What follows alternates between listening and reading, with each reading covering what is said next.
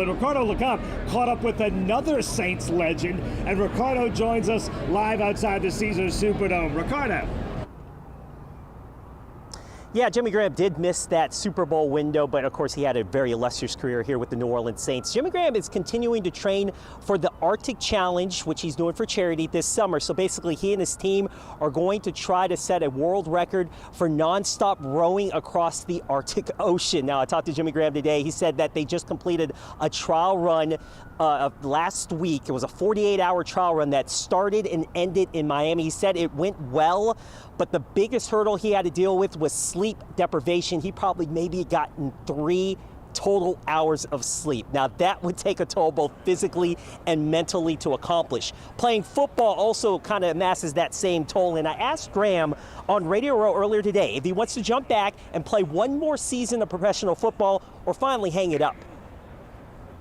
I mean, I'm constantly always trying to push forward on just who I am as a person, especially now with our company and business and everything. But, this year I was waiting to see what was happening, especially with my home team, just in case there's an opportunity.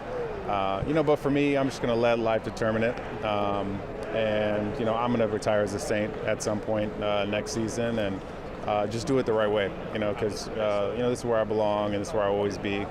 And that after rowing across the Arctic Ocean, I think it'll be time to retire for sure.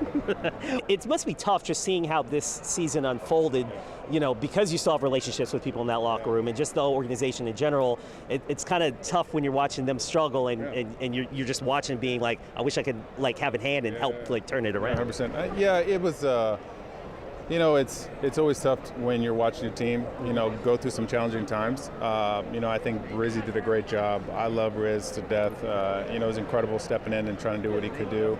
But I was still communicating with a lot of guys on the team, obviously really close to Juwan, just making sure that, he was good, because I know he was going through a lot as well. But, it's something that obviously a lot of changes happening here.